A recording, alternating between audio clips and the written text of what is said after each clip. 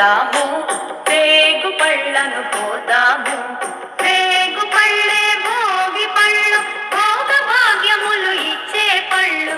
రేగు పళ్ళే భోగి పళ్ళు, భోగ భాగ్యములు ఇచ్చే పళ్ళు. భోగి పండుగ చేద్దాము, రేగు పళ్ళను పోదాము.